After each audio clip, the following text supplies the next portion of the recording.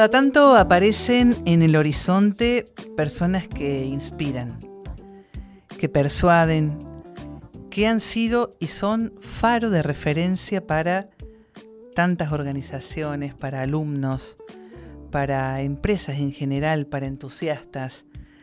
Aman lo que hacen, pero uno se da cuenta con solo escucharlos. Y en este caso, nuestro invitado de hoy es alguien muy específico de un segmento que ojalá fuera carne en más instituciones, en más empresas. Hablamos de Luis Ula, es licenciado en Trabajo Social por la Universidad Nacional, cofundador y hoy presidente del Consejo Asesor del Instituto Argentino de Responsabilidad Social Empresaria, autor de diversos libros, publicaciones, conferencista, especialista en gestión de las organizaciones sociales y mucho para decirnos sobre sustentabilidad e inclusión social. Es probablemente uno de los que más sabe en el país en la materia. Luis, bienvenido. Un gusto, Laura, estar acá. Licenciado en Trabajo Social, ¿cómo fuiste por ahí? Porque primero me fui a estudiar a los 16 años, me preocupaba el tema de la pobreza, pero iba un misionero a mi pueblo, viste que los misioneros así van por los pueblos, y bueno, tenía toda una postura ligada a los que eran en ese momento los llamados curas del tercer mundo. Hoy se habla de curas villeros. ¿Qué pueblo? En Laguna Larga, ¿no? En mi pueblo, orgulloso lagunero. Y la verdad que me impactó todo eso, ¿no? Desde Erich Fromm, escucharlo hablar de Erich Fromm a los 15 años o 16, a lo que era la filosofía y la teología, y decidí irme de Laguna Larga a Buenos Aires a estudiar esta incipiente carrera que se abría allí de teología y filosofía. Si seguías, obviamente te podías ordenar de sacerdote. No era mi intención, pero sí. Pero estuvo en los planes, seguramente. ¿Lo barajaste? Sí, claro, dije, si tengo vocación será, pero si no, no me voy a quedar con la duda, digamos, ¿no? Así que llegué a Buenos Aires y empecé a terminar la secundaria, cursar la facultad en Devoto, la Facultad de Filosofía y Teología, y a su vez empecé a ir a una villa miseria. Me impactó tanto, Laura, los que somos de la Pampa Gringa,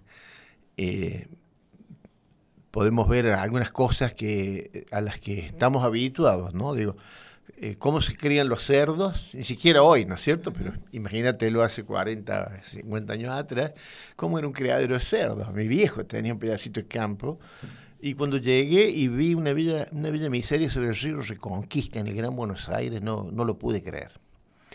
Las condiciones de la gente eran peores que la que tenía un cerdo en un criadero de cerdos en la zona de Laguna Larga. No podía creer, la gente en el barro, los techos de cartón agujereados. Bueno, la miseria en un grado que me clavó en el pecho un puñal.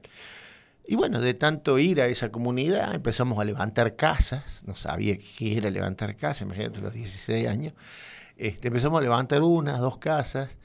Y ahí, entre balde, la mezcla y la gente, descubrí que ya ir a dar catequesis no era mi trabajo, claramente, y era, bueno, ¿cómo cambiamos eso? Así que decidí pegar la vuelta, venirme a Córdoba, un momento justo, marzo del 76, imagínate lo fácil que era, ir a estudiar sociología, estaba cerrada, y como he tenido un gran maestro, trabajador social, que le voy a nombrar a Juan Ignacio Montoya, un inspirador de mucha gente joven en mi pueblo, digo, bueno, trabajo social era lo más parecido que había a sociología, así que ahí me anoté. Obviamente encontré el guante. La horma de tus zapatos. Era eso, claro.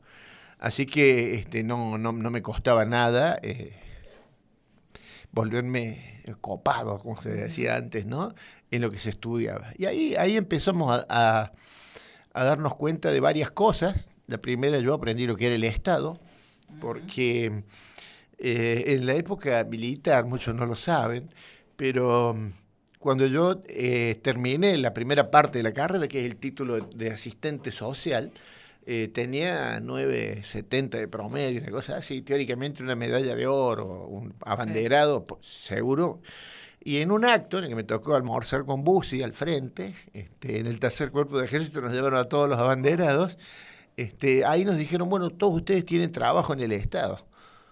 Yo lo miraba con cara rara, pero bueno, al otro día me dicen, sí, tenés trabajo en el área de minoría. Así que fui a minoría, pregunté si podían no ir. Claro. Me dijeron, ni se te ocurra, yo a esa invitación iría.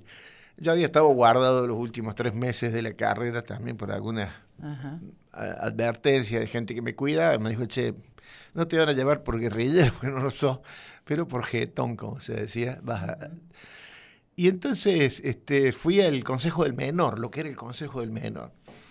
Bueno, en 6 meses vi lo que comían, vi cómo se vestían, vi las casas en las que vivían, vi todas las carpetas paradas de cada chico, los expedientes, vi la dificultad aparente que había en buscar el papá, la mamá, los vínculos.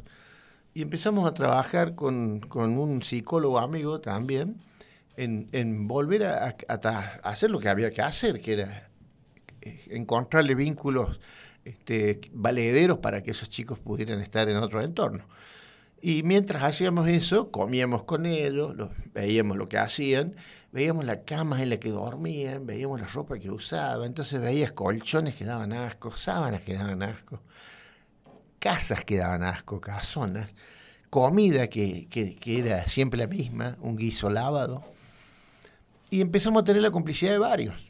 Entonces empezamos a preguntar cómo eran los presupuestos. Y ahí nos damos cuenta que el presupuesto indicaba que se comía lomo, milanesas de lomo. Claro. ¿Sí? La ropa de los chicos era Adidas. La casa que se había alquilado era un palacio acá en el corazón del Cerro de la Rosa. Y imagínate, todo era así. Entonces se nos ocurrió empezar a ver, bueno, primero a denunciar eso. Después nos enteramos quién vendía ropa. ¿Te acordás que fue presidente de un banco también? Don Jaime Pompas. Entonces se facturaba ropa Adidas, pero usaban porquería los chicos. Se facturaba comida de primera, comían porquería. Se facturaban colchones y sábanas de primera y daban lástima. Y bueno, se me ocurrió escribir todo eso. Y yo siempre he tenido una simpatía enorme por la economía. Simplemente por la curiosidad que siempre 1 más 1 es 2. Se me ocurrió sumar cuánto estaba costando un chico de acuerdo a lo que se facturaba, no de acuerdo a cómo vivían. Claro. Y bueno, en ese momento sacamos la conclusión de que un chico costaba al Estado más o menos unos 4 a 5 mil dólares por mes. Bueno, hago un escrito en ese momento, acordate, a máquina, con papel duplicado, entonces solo tenía 2 copias, y pido hablar con el director y contarle que yo veía esta situación, me recibe, y cuando ve todo eso, obviamente me mira, guarda la copia, me dice, ¿tiene otra copia? Sí, yo todavía, sí, le digo, acá tengo otra, bueno, démela también, dice así, yo la... Y bueno, me quedé sin ninguna copia. ¿Y me dice, está despedido. Claro. Cuando dije eso, le dije, mire, usted no sabe cómo le agradezco, porque creo que en la vida de Dios volveré a trabajar en lo que es la función pública, al menos de esta perspectiva. Así que estuve 6 meses premiado en el Estado y dije, never again, no vuelvo más. Si vos tuvieras la oportunidad de asomarte de nuevo a eso, ¿habrá cambiado demasiado? ¿Seguirá todo igual? No, aprendí que si no tenés poder, no lo hagas. Por eso a mí me dicen trabajador social, pero en realidad la gran mayoría de mis colegas trabajan en el sector público, pero a la orden de un político. El que tiene capacidad de decidir ahí es el que está ocupando un puesto político de decisión. Si no tenés eso, olvídate. Yo creo pero que mi pregunta es, difícil, ¿no? ¿seguirá el mismo mecanismo perverso de corrupción? Tengo una convicción en términos generales. La Argentina está como está porque la corrupción está instalada casi en el ADN nuestro, ¿no? No quisiera que convencerme que está en el ADN, que está un poquito más afuera, cosa que podamos cambiar. Pero creo que las mafias enquistadas en las organizaciones y particularmente en el sector público están tan metidas dentro, tan arraigadas, que si no tenés mucho poder y decisión, y obviamente mucho respaldo político para hacer eso, es muy difícil cambiarlo. Vos sos especialista en gestión de las organizaciones. ¿Qué tendría que pasar para que eso cambie? Tendría que haber una revolución en términos de lo que terminé de aprender después de tantos años, porque si te sintetizo, yo dije, nunca más trabajo en el Estado. Perfecto, ¿y dónde voy a trabajar? Bueno, creamos organizaciones, creamos ONGs. Primero me enganché con una, que ya estaba creada, después creamos 2 más para trabajar en villas de emergencia. Eran ONGs, nos financiaba la Iglesia Evangélica Alemana, ¿sí? Y otras organizaciones holandesas y demás que tenían mucha cooperación con América Latina. Fue una época hermosa de la vida porque decidíamos nosotros cómo trabajar, obviamente eso era con participación absoluta de la gente de los barrios. Veíamos que se formaban dirigentes, se armaron barrios completos. Fue fantástico todo eso. También aprendí el viejo refrán que dice, nunca digas de esta agua no de beber, porque la vas a terminar bebiendo, ¿no? Yo dije, nunca voy a trabajar en el sector ni público ni empresarial. Me invitaron a trabajar en la Fundación del Banco de Córdoba para presentar proyectos sociales al BID. Los redacté, los presentamos, me invitaron a conducir esos proyectos, que todavía no existía la palabra, mire lo viejo que soy, no existía la palabra microcrédito. Claro.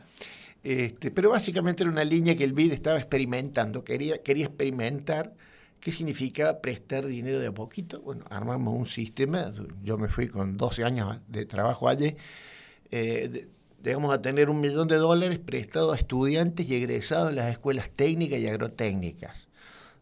Se lo digo con un ejemplo. 3 chicos de San Francisco te pedían un crédito para hacer una fábrica de ventiladores de techo y secarropas.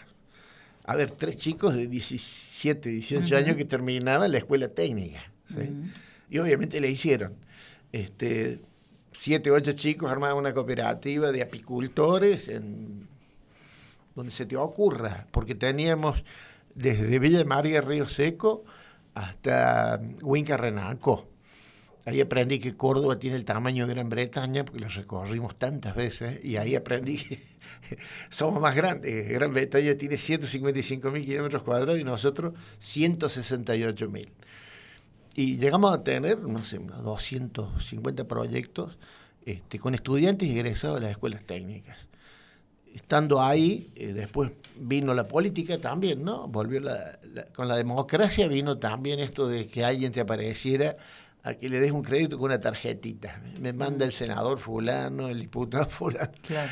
Cuando vi eso, rompí las 2 tarjetitas, dije, yo me voy, ya no tengo nada que hacer acá.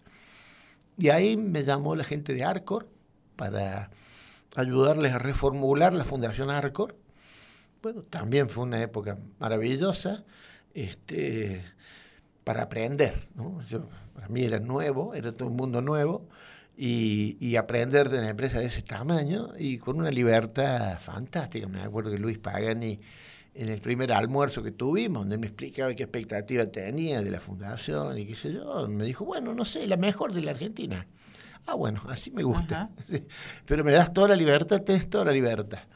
Así que bueno, trabajé y disfruté muchísimo de esos años. Y ahí tomé contacto con el mundo empresarial. Y ahí con Alicia Rolando, una colega que también estaba en ese momento en la Fundación Minetti, nos dimos cuenta que estaba bueno, que ese era todo un impacto que las empresas tenían, que era la cuestión de, en el mejor de los casos, tener organizado en una fundación aquello que invertían en la comunidad, pero que en realidad esto que era preguntarse cuánto donas de lo que ganas, podía ser superado por otra pregunta, que es cómo lo ganas. Porque de acuerdo a cómo lo ganes, probablemente lo que estés invirtiendo en la comunidad complete lo bueno que haces, o a la inversa, podés tener una fundación maravillosa con millones y no alcanza a reparar lo que dañas en la forma que lo ganas. Entonces, ahí terminamos diciendo, tenemos que trabajar más en esto, que es cómo se gestiona la empresa, porque ahí hay mucho más impacto para cambiar la sociedad Y ahí creamos el Instituto Argentino de Responsabilidad Social Empresarial en ese momento. Y empezamos a trabajar en esto. Pero digo, si vos me preguntás hoy a los 66 años, después de mucho tiempo en esto, aprendí que el problema finalmente es una cuestión ética. Es decir, si vos me preguntas de nuevo, ¿cómo se cambia ese hogar de jóvenes? Y con dirigentes éticos. Tiene que haber un director que tenga una ética, tiene que haber docentes formados también en una ética del cuidado, en una ética de la dignidad, en una ética de la honradez, para que la puedan transmitir a los chicos. Cuando yo te contaba que presenté ese informe, agregué un renglón abajo, así como un postdata, que era el nivel de productividad que teníamos. Así que no habíamos conseguido ningún resultado. Si nuestro resultado era un fracaso del 99%. Los chicos reincidían en el delito en un 99%. No llegaba al 100% porque la policía le pegaba un tiro a alguno en el camino, entonces no nos daban redondos los números. Es decir, entonces ahí dijimos, a ver, si esto cuesta lo que cuesta, a mí se me ocurrió decirle, ¿por qué no lo llamamos Harvard? No sé lo que vale. Pero si hacemos un trato al por mayor, podríamos tenerlos ahí. Ahora, ¿no? Si la conclusión es que el problema es moral y faltan valores, es como muy desalentador, porque pones la vara tan alta. ¿Cómo vamos a hacer un país de gente honrada y leal y honesta con lo que somos? Pero está bueno, sí, es cierto. Pero si vos te pones a pensar que la ética, definida de la manera más simple, es la capacidad personal de elegir lo mejor.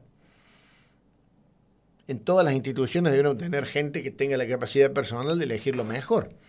En el intendente de un pueblo, en el director o la directora de una escuela. Lo mejor para uno que no necesariamente es lo mejor para los demás. Hay otros autores que me encantan, como Bernardo Toro, un colombiano maravilloso, que dice que la ética es tener criterios que me permitan a mí, ante un dilema, elegir lo que me permite a mí y a los demás vivir con dignidad.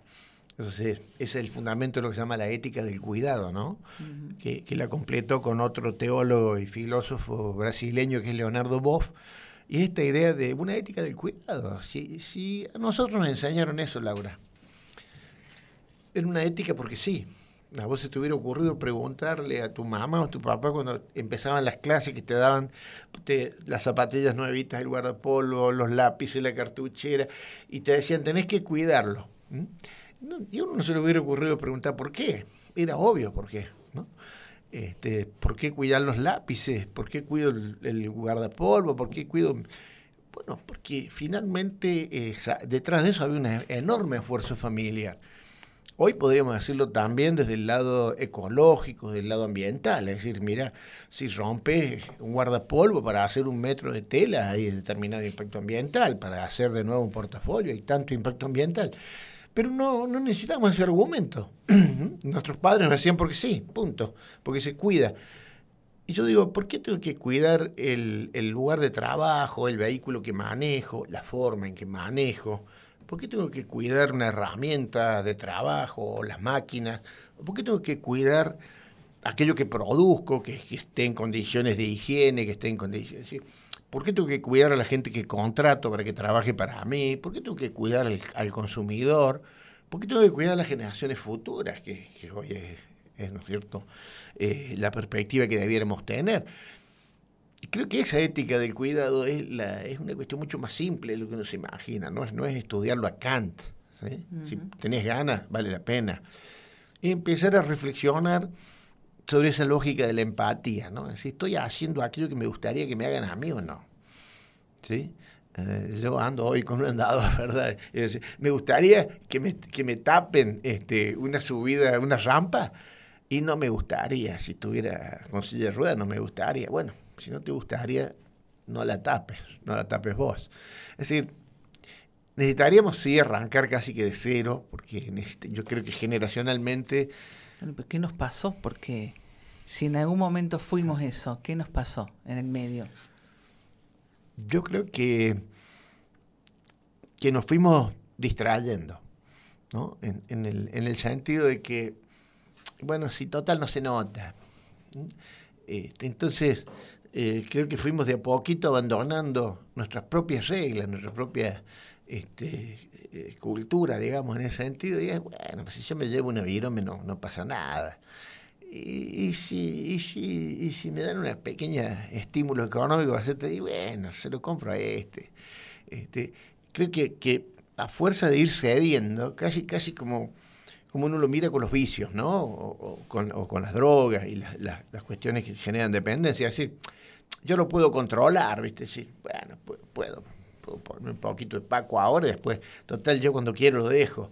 Aquí es más o menos lo mismo, ¿viste? Cobro una pequeña coima para que los camiones que están estacionados para cargar, no sé, para pesarse y entrar a descargar, y bueno, el que me paga una coima lo salteo de la cola, total, yo puedo controlarlo. Y lo que aprendimos es que la corrupción es como una gran mancha de aceite, ¿viste? Te habrá pasado cuando manchaste algo con aceite que se te empieza toda la tela a impregnar con eso. Yo creo que nos pasó eso, que empezamos a creer que podíamos controlar esa microcorrupción, y en realidad cuando entras en esa dinámica es imposible, porque el que estaba al lado también te ve y si no te extorsiona, te copia. Y nos olvidamos de eso. En tu trabajo desde el IARSE, la misión fue contagiar, ¿no? Esto de la sostenibilidad y de la responsabilidad social empresaria. ¿Qué te fijaste como objetivo? ¿De qué se trataba esa misión? Mira, nosotros nos definimos más como sembradores, ¿no? Como los que nos tocaba abrir una picada en el monte y sembrar algo nuevo. ¿Sí? Tratamos de abrir un camino y sembrar. Un camino como viste, esa figura evangélica, después largas semillas, algunas crecen, otras no.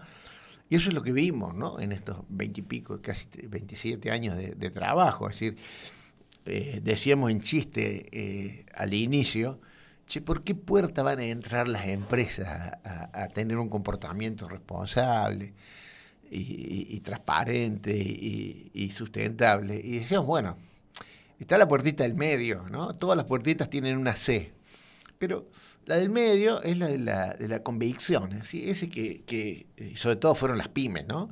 Donde estábamos dando una primera charla de qué era ese tema y el dueño te decía, ¿por qué no me esperaba un rato en el corte? Y te decía, ¿puedo llamar a mi mujer y a mi hija para que vengan y escuchen esto también? Y era una imprenta en un pueblito chico, ¿sí?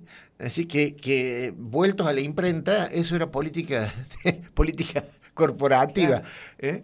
Y de golpe empezamos a darnos cuenta de que también algunas empresas iban a ver mucho más este tema por la conveniencia, es decir, bueno, ser sustentable y responsable me baja los riesgos, me achica los costos. Es decir, si consumo menos luz, menos agua, se destruyen menos mis bienes de trabajo, mis vehículos, es mejor, si me conviene. Bueno, es una forma de analizar alguna decisión.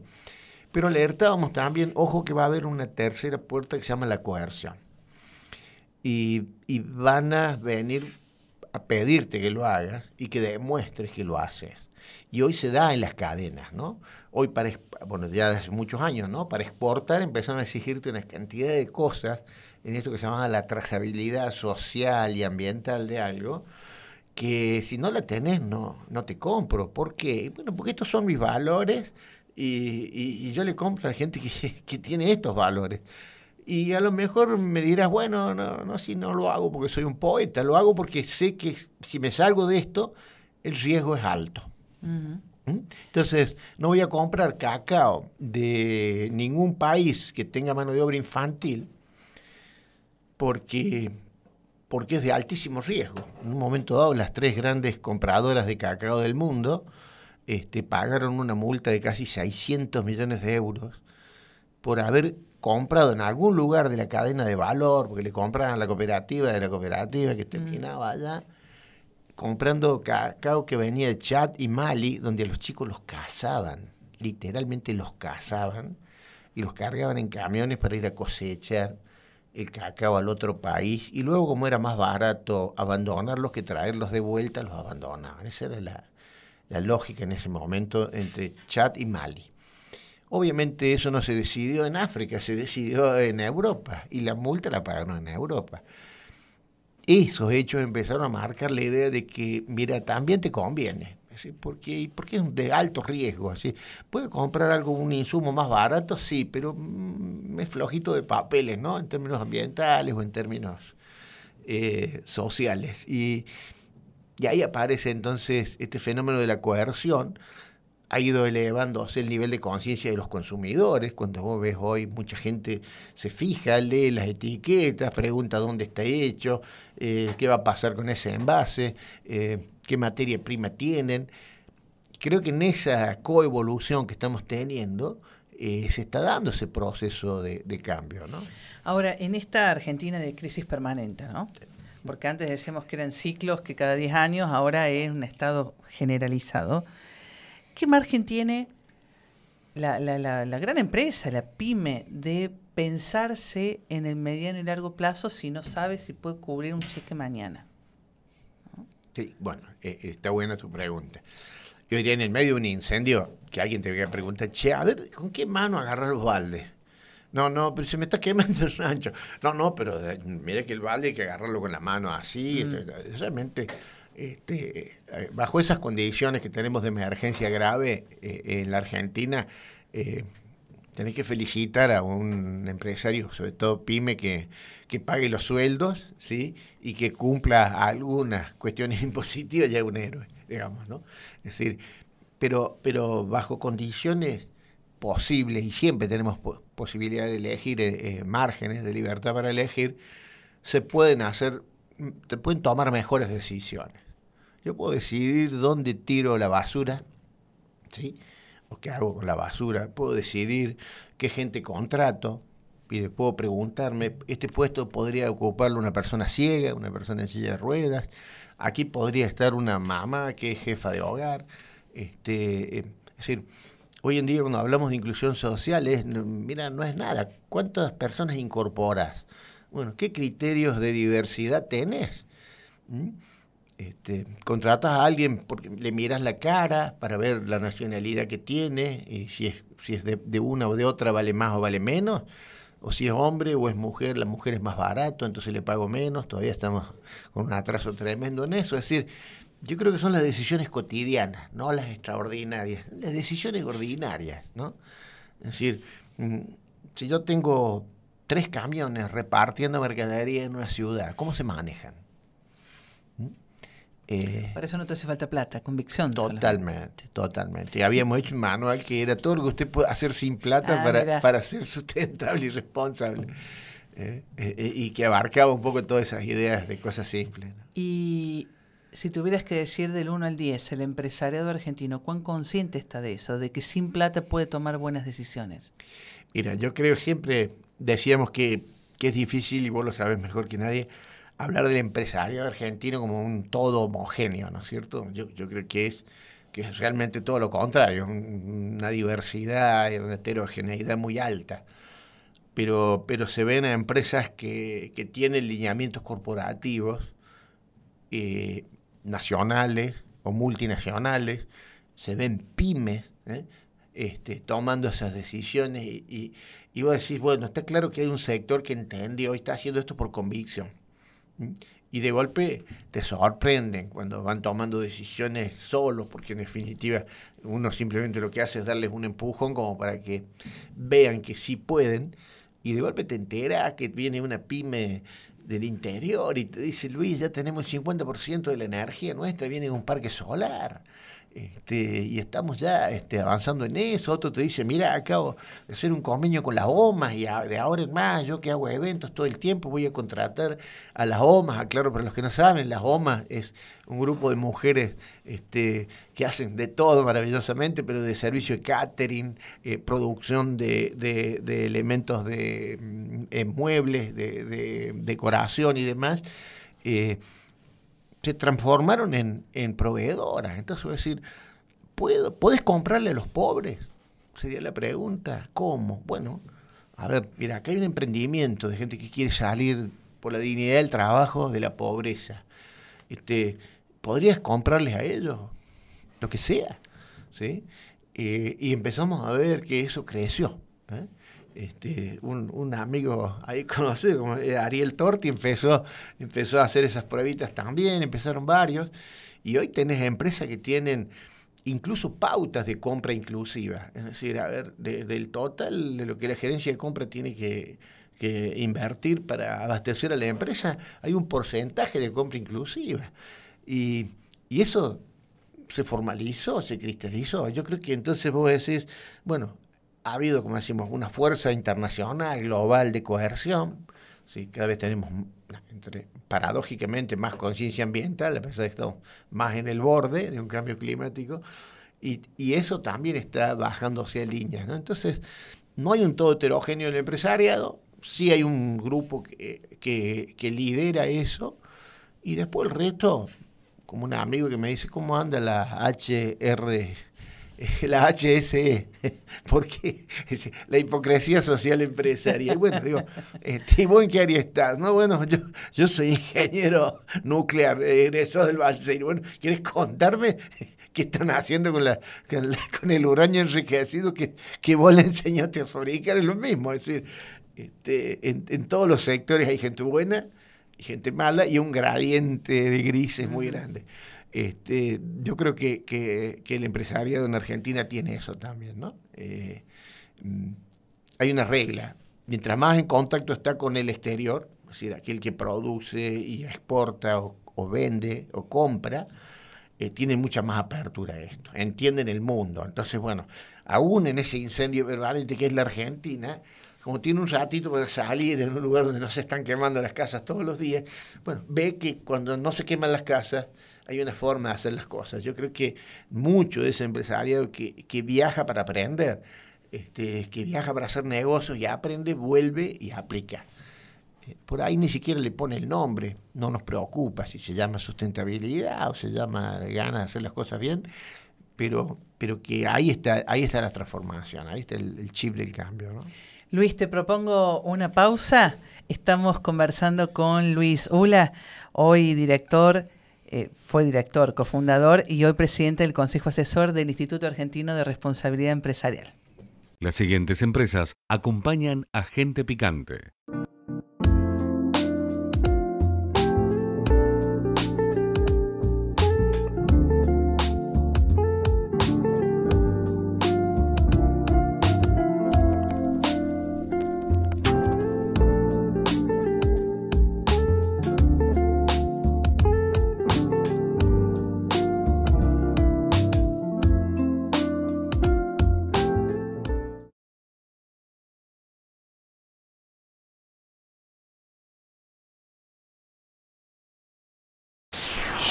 Acompaña a Gente Picante, Casalta. Hay lugares donde siempre nos vamos a sentir seguros. Estamos orgullosos de ser uno de ellos. Hace tiempo comenzamos una transformación con el objetivo de cuidarte mejor, poniéndote en el centro de todo lo que hacemos. Hoy, alcanzamos los más altos estándares en calidad y seguridad. Acreditación otorgada por Joint Commission International. Sanatorio Allende. Orgullosos de ser el lugar donde siempre te vas a sentir seguro.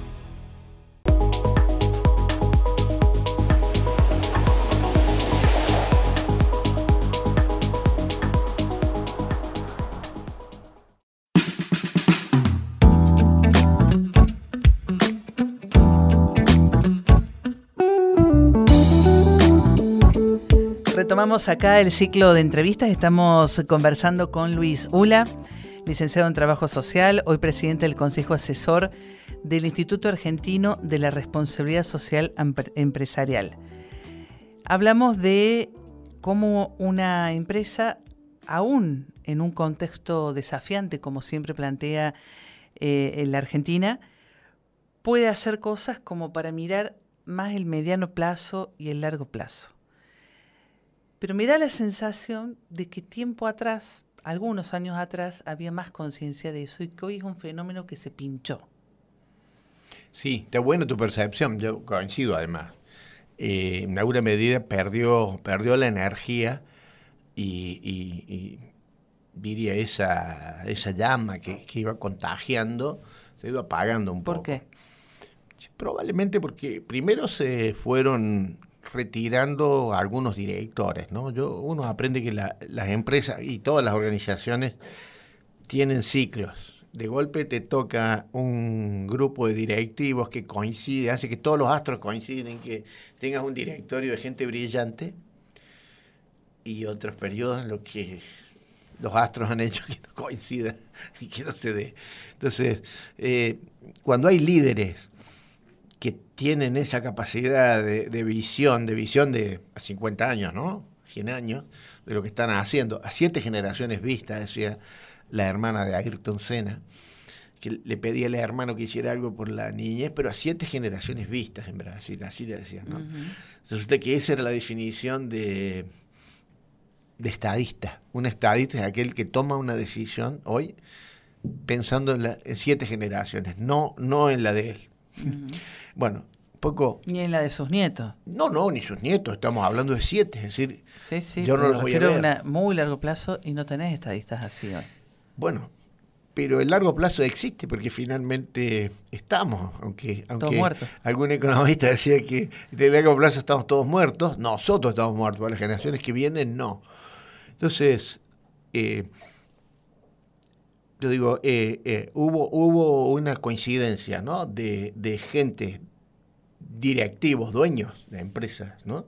Y CEOs de compañías que vieron en esto una cosa que también los tocó a ellos, ¿sí? Entonces tenían un compromiso y coincidió también con un grupo de gente que se formó bien en esto, se profesionalizó en esto. Y obviamente, tal vez haya sido también una época, entre comillas, de vaquitas más gordas, relativo en Argentina, donde dedicaron más presupuesto también a esto a las empresas. Y eso logró un avance fantástico, porque cuando vos tienes la decisión de hacerlo, la capacidad de hacerlo y la posibilidad presupuestaria de hacerlo, bueno, las cosas se dan. Te ensayo una explicación adicional, no sé si coincidirás. Vimos ponele, últimas 2 décadas, a un Estado hacer las cosas tan mal y en algunos casos con complicidad de las empresas, que probablemente es una enorme decepción, como decir, bueno, esto no tiene arreglo, es inviable.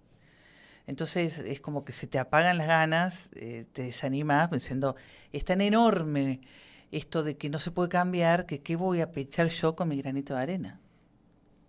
Sí, claro. Y si tomas los últimos 20 años, 25 años, Laura, pensá, hace 25 años la Argentina era mirada desde fuera y participaba de todos los estudios comparados del tamaño de la sociedad civil. ¿Cuántas organizaciones de la sociedad civil atendían tantos temas? Y en esos 25 años tuviste gobiernos que las combatieron, las cooptaron, las corrompieron, las absorbieron. Finalmente hoy preguntas dónde está la sociedad civil. Y casi que... ¿Y dónde está? Y la sociedad civil esta mañana era la gente en Maestro Vidal y Luis Agote quejándose de los robos. Harto los comerciantes de los robos. Pero por ahí no es hasta ahí llega el nivel de organización que conseguís. Es decir, que el reclamo, que la bronca, por eso también toda la política nueva está basada, ¿no? en el odio, en canalizar todo eso que está ahí por explotar. Pero digo, por un lado esto, ¿no? Las causas justas y nobles han perdido. Yo tengo, viste, aire dulce. Tengo una posibilidad que agradezco, porque yo tengo alumnos en la universidad, en una cátedra de ética y gestión de la sustentabilidad y responsabilidad social y profesional, y tengo alumnos jóvenes de 24 años para abajo. Ha habido un cambio en los programas y hoy tengo no solo los del último año de algunas carreras, sino chicos de primer año de algunas carreras. Y te digo que quedo sorprendido de los más jóvenes. ¿En qué sentido? ¿En qué sentido? Los veo abiertos a escuchar este tipo de cosas. Es decir, que hay algo mejor, hay algo superador, hay ideales. ¿cómo es que hay gente, pero hubo gente enamorada de ideales en la Argentina, acá cerca, no me digas en Europa, contame acá. Y le brillan los ojitos, ¿no? Entonces tenía una sensación agridulce porque vos tenés una parte de ese estudiantado un poco más grande, ¿no? Los podríamos dividir así, pero digo, hoy entre un chico de 25 y uno de 19, hay mucha diferencia en la forma de mirar el mundo. Y estos 19 los veo mucho más interesantes en términos de que los veo como con otra cabeza para razonar. No sé, hablamos de los prejuicios.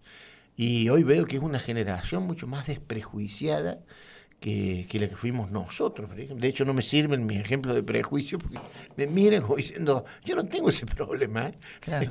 A mí si se me sienta alguien acá que tiene otra opción sexual o tiene otra cara o tiene otra ropa, a mí no me molesta.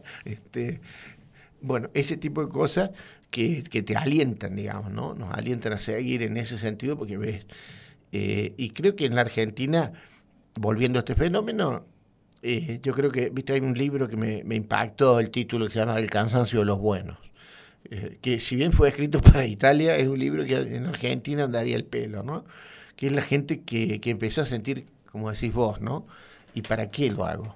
¿Para qué si finalmente es una montaña tan alta que no la voy a poder, no voy a alcanzar la cima, no voy a llegar ahí? Eso desalentó.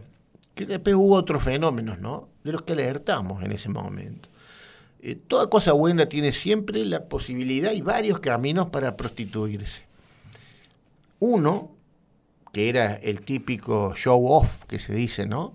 Es decir, sabíamos que había un alto porcentaje de gente que iba a escuchar lo que se decía o que decíamos, simplemente para hacer la versión prostituida de eso. Es decir, voy a hacer que parezca que soy responsable, voy a hacer que parezca que soy sustentable. Esa era la versión prostituida de esto. Y alertábamos a las empresas, ¿no? Ojo con este camino fácil, porque comunicacionalmente podés decir esto, sin duda, y podés girar en falso. Pero ojo, bueno, ahora voy a explicar el fenómeno que es un cheque y nadie sabe que es un cheque, ¿verdad? Pero era, ojo, no largues cheques de que sos bueno, porque después van a ir a la ventanilla del banco a cobrarlo, ¿verdad? Acá sería ahora pagarlo con el QR, ¿viste? No te largues a usar el QR porque en la cuenta corriente de la ética no tenés nada. Es decir, tenés cuidado que no te descubran de que sos un impostor, porque todo lo que hayas construido en base a la mentira se va a caer rápidamente. Pero sí vemos que muchos optaron por ese camino, ¿no? Entonces se llenó de consultoras de comunicación que son las voceras de la sustentabilidad de la compañía. Y yo me reía porque eso, cuando llegábamos a una empresa, alguien dijo, no, para el tema ético la tenemos a nuestras mujeres, claro, en la otra esposa área. De la ética se encargan ellos, nosotros nos encargamos de los negocios. Te juro que lo he escuchado, si no es que anda a hablar con los que se encargan de la ética. Nosotros acá estamos ocupados en cómo... Bueno, es terrible ese divorcio. Bueno, en algunos lados triunfó la parte de ¿para qué nos vamos a seguir ocupando de este tema si no nos ha modificado la posibilidad de ganar dinero? Creo que también el contexto argentino fue demoledor, ¿no? Cuando vos miras, yo creo que no solo hemos demolido la economía, creo que lo peor es hemos demolido los valores. ¿Sí? ¿En qué terminamos creyendo 20 años después? Porque se dicen tantas mentiras, se toman, gente toma como abanderada, se pone como abanderada determinadas causas siendo mentiras, porque nunca fueron. Se han ido prostituyendo tantas cosas en estos años, que yo diría, tampoco es de extrañar que también esto pasara por ese proceso de perder legitimidad, ¿no? Credibilidad. Tengo para vos el mensaje de una persona que ha trabajado con vos, que te conoce desde hace mucho tiempo. Luchito querido, cuando me enteré que te sumabas a la tropa de gente picante que pasó y pasa por el programa de Laura González, pensé, qué suerte, sí, su justicia, qué bueno reconocerte como un glorioso picapiedra que desde la Laguna Larga natal Venís bregando por causas tan nobles como la equidad, la siembra de oportunidades, la responsabilidad social, la sostenibilidad, la regeneración, etcétera, que supo sembrar otro grande, Alberto Ula, tu papá. Así fue que desde los años de la recuperación democrática se fueron cruzando nuestros caminos con un denominador común. Nunca dejamos de reírnos, aún en los momentos más trágicos. Paseaba curioso por los corrales de cerdos de la escuela de San José la Dormida. De pronto se le arrima un alumno y le dice: oiga, don Ula, está muy bueno esto que nos enseñan sobre las cooperativas, dice. Pero dígame una cosa, de todos los chanchos acá del corral, ¿cuáles les parece que son los míos?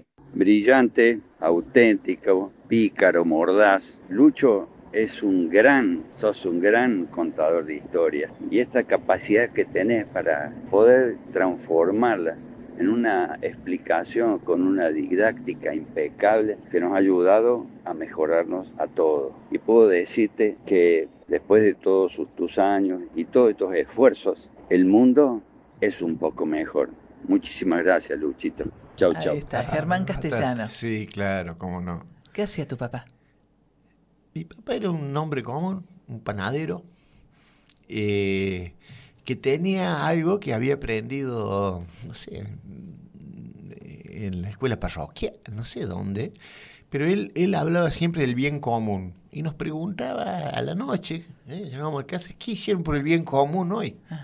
Entonces, hablar del bien común, sí, no era que mi viejo había leído a Emmanuel Mounier o a un filósofo de lo que sustentaban lo que era la democracia cristiana de los años 60 frente al comunismo, digamos, en Europa. Él nos preguntaba qué hacíamos, ¿viste? Si están en la comisión de un club, ¿qué es lo que están haciendo, no? Y él tenía la idea de, teniendo menos de un año cursado en la escuela, no había ido a la escuela, no pudo, tenía claro esta idea del bien común, de la participación, de la promoción, de cómo se puede ayudar a salir a la gente de la pobreza con dignidad. ¿Sí? Yo aprendí ahí qué era la dignidad viéndolo a él, ¿no? Cuando le daba una oportunidad a alguien en la panadería, te das cuenta que ahí estaba haciendo inclusión, claro. Inclusión social. Cuando le daba fiado a alguien que estaba pasándola mal, y ahí aprendí también cómo era el área de filantrópica, digamos, ¿no? Es decir, aprendimos mucho de mi mamá y de mi viejo, de esas cosas, sí, sin duda, ¿no? Y creo que, bueno, eso no se va, todo lo contrario. A mí me pasaba que me asombraba siendo un gringuito de Laguna Larga, como sigo siendo, y llegaba a Córdoba a estudiar y bueno, llegaban profes importantes, titulares de cátedra, tomaban listas y Ula, ¿qué sos del gringo Ula? ¿Cómo? Sí, soy el hijo del gringo Ula. No me digas que soy el hijo del gringo. ¿Cómo conoce al gringo Ula? Claro. Bueno, digo, era un tipo que era capaz de tener esas relaciones y de gente que lo quería también por lo que era, que a mí me asombraba eso, ¿no? Evidentemente había detrás de eso una presión de no traiciones el apellido, digamos, en el buen sentido de la palabra, ¿no? Un mensaje más para vos. Hola, pa. Habla Fran Ula, tu hijo, orgulloso de haber sido no solo hijo, sino criado por alguien que lo marcó tanto en los valores éticos y sobre todo alguien que, siempre lo digo en mis charlas o cuando tengo la oportunidad de compartir mi historia, de que yo no vengo de una familia de diseñadores, pero sí mi padre me dio la libertad para hacer lo que yo quería, pero siempre y cuando lo haga con mucho amor, pero también al mismo tiempo lo haga con mucha responsabilidad. Y eso claramente es algo que he aprendido en casa, pero sobre todo de alguien como vos que siempre fue tan pasional y sobre todo alguien que estaba buscando la ética y un estándar moral muy alto. Creo que desde muy chico hemos tenido muchas conversaciones de este tipo y de hoy de grande las resignifico de otra manera y me encanta y lo disfruto un montón. La verdad que de nuevo muy orgulloso y no solo te volvería a elegir, sino también creo que qué cosa más linda que tener un padre que te pueda enseñar mirando de lejos, mirando un poco con perspectiva la historia y demás para para poder enseñar a no cometer errores, pero también a elevar la vara en muchas cosas. Te mando un beso muy grande. Ay, qué lindo mensaje. Qué hermoso. Bueno, tanto Germán hacia el costado o para arriba. Yo digo que Germán ha sido un maestro para mí en muchas cosas y en otras un gran compinche, ¿no? Con lo cual lo he sentido al lado, pero también he aprendido mucho de él, de la nobleza de Germán y de su capacidad de mirada, ¿no? De las cosas. Pero también cuando uno mira así en la descendencia, está bueno esto. Yo le preguntaba al Fran si él estaba orgulloso de ser el nieto de Alberto. Sí. Y eso creo que lo impactaba más. Yo creo que al lado de lo que mi viejo reflejaba en mis hijos, creo que ha sido más fuerte eso que tal vez lo mío. Es decir, hasta el día de hoy ellos recuerdan cosas de su abuelo, y a pesar de que lo vieron, no eran tan grandes hasta que tuvieron el abuelo, fueron muy, muy marcados por eso. Así que simplemente era dejar que las cosas fueran como fueron, ¿no? Uno más, Caro. Hola, Pa. La verdad que sos un orgullo, sos un ejemplo. Creo que tu legado está garantizado, por lo menos por mi parte. Profesionalmente, para mí lo más lindo es que me dejaste una profesión y una manera de hacer las cosas con integridad y coherencia. Y creo que hay algo que es el legado de nuestra familia que tiene que ver con el bien común que nuestro abuelo Alberto nos enseñó y que vos llevaste adelante, que es pensar en los demás y hacerlo todos los días una realidad. Para mí, como padre, ha sido un referente y creo que construir un mundo mejor es un desafío todos los días y que es maravilloso que me hayas dejado este camino para seguir y continuar y siento que siempre me faltan herramientas y hacerlo mejor todavía, pero creo que el compromiso está y eso es gracias a vos.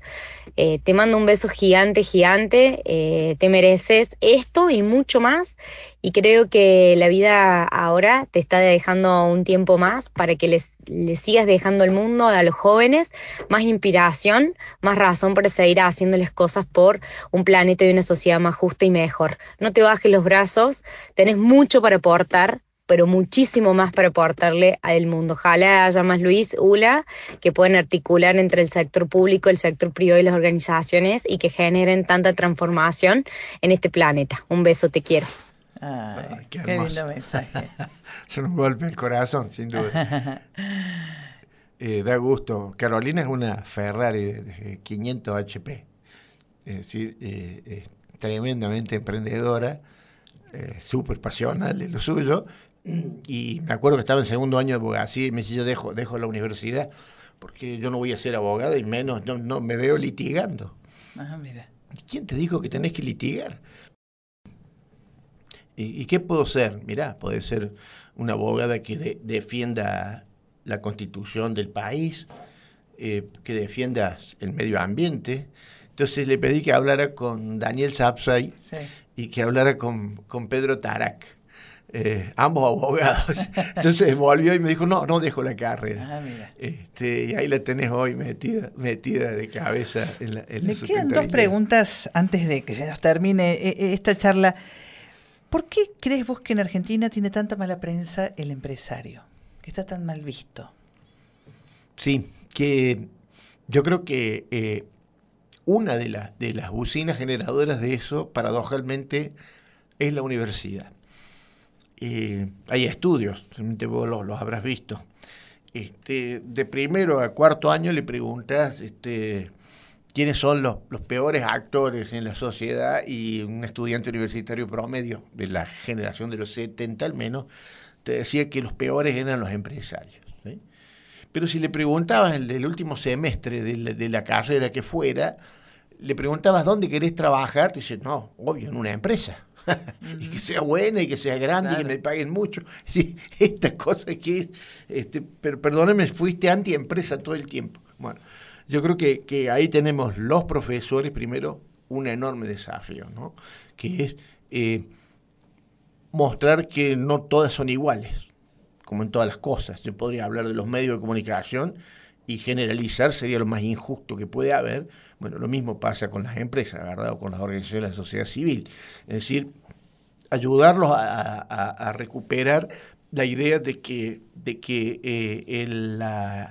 el emprendedor tiene mucho de heroico en la Argentina. Un tipo que tenga una visión y haga una fábrica o que logre hacer eso, es realmente alguien que después habrá que discutir qué errores cometió y todo, pero necesitamos mucha de esa gente.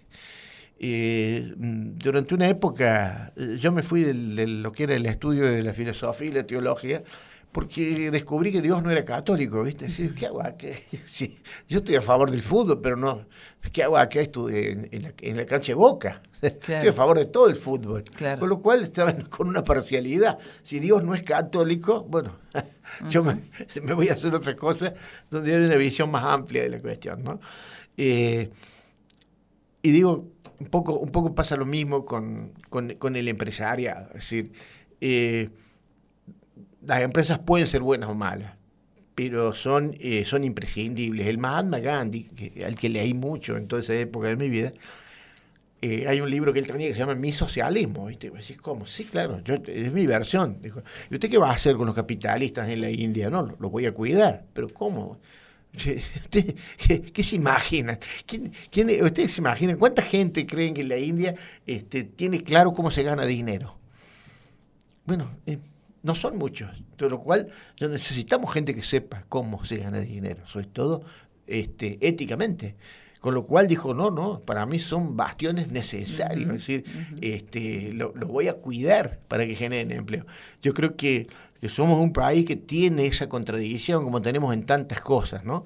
Nos formamos como hasta el 4º año de la facultad antiempresa, y después nos encantaría trabajar en una muy buena empresa, ¿no? En algunos casos, sobre todo sacando algunas materias o carreras, eso pasa, ¿no? Entonces, tenemos eso. Tenemos también la idea de que, yo digo, a mí me da mucha tristeza, porque de golpe aparece un chanta, no sé, que de golpe, no sé, tenía algún negocio turbio, se compró un Chevrolet Camaro, salió con 3 modelos, le encontraron droga, ¿viste? Y el titular dice, un empresario. Claro. Y vos decís, ese tipo no es un empresario, claro. Ese es un delincuente que tenés. Yo conozco empresarios que no andan en Chevrolet Camaro, no andan con ese mundo. Es decir, hemos dejado que se asocie también como empresario a gente que en realidad dista mucho de eso, ¿no? Entonces, y también para el propio sector, ¿no? Tendría que hacerse un ejercicio de análisis de qué imagen se proyecta, ¿no? Porque también eso es cierto, hay mucha gente que solo piensa en sí mismo, han creado riquezas con gente, Henry Ford por ahí decía, miraba su fábrica, ¿no? En Nashville, donde está, en Detroit, y le decía a alguien, ¿vos la ves? Sí, ¿ves que es grande? Bueno, esto está todo cimentado sobre los cráneos y los cuerpos de nuestros proveedores, porque los hemos matado para hacer este imperio. Es decir, hay formas y formas de ganar dinero, y de eso se trata el concepto de la responsabilidad social. ¿Cómo lo haces? ¿Cómo? La última, ¿qué le dirías a esos buenos que están cansados? Primero que obviamente ese dicho, creo yo, que dicen no aflojen ni abajo del agua, son imprescindibles. Esa gente es imprescindible, ¿no? Ese dicho que dice algunos que son importantes, otros, y hay gente que es imprescindible. Yo creo que esa gente que tiene una velita encendida, la tiene que mantener, ¿no? Porque, viste ese viejo dicho que es, nadie prende una vela para ponerla abajo de una mesa. Si hay oscuridad, una vela es útil puesta arriba de la mesa para que la gente vea y no se tropiece con algo. Bueno, en alguna medida yo creo que la gente que está haciendo las cosas bien tiene la obligación de contarlo en el mejor de los sentidos, ¿no? No para hacer show, sino para contagiar. A mí me impactó Stefan Schmidt-Heine, al que me llevó a conocerlo Germán Castellano. Estamos hablando de la 4ª fortuna de la humanidad, la número 40, ¿no? En términos de la 40ª fortuna de la humanidad. Sí. Y él decía, bueno, yo ya creé Avina, Avina le voy a donar mis empresas para que se cree un trust, que con el dinero que ganen mis empresas financia esa fundación, y yo me voy a dedicar a trabajar de virus. Que le decíamos, Estefan, ¿qué vas a hacer vos? No, yo ahora me voy a dedicar a trabajar de virus. ¿Cómo de virus? Sí, me voy a dedicar a contagiar a mis colegas. Yo estoy en una posición privilegiada en el mundo. Entonces, también mi trabajo ahora va a ser contagiarlos a los que están cerca mío. No sé si contagiaste de la 40ª para arriba o para abajo, seguro que a Bill Gates no llego, o a los actuales que están creando este tecnofeudalismo, en el que ya estamos, pero para otra gente hizo un efecto maravilloso. Y bueno, yo creo que decirles a ellos, sigan trabajando de virus, sigan contagiando, que vale la pena. Luis, un placer. Gracias por estar acá. Para mí, Laura. Gracias. Un placer. Luis Ula estuvo con nosotros, licenciado en Trabajo Social, hoy presidente del Consejo Asesor del Instituto Argentino de la Responsabilidad Social Empresaria. Recuerden que en YouTube y en Spotify y en Instagram está todo el ciclo completo de Gente Picante. Hasta la próxima.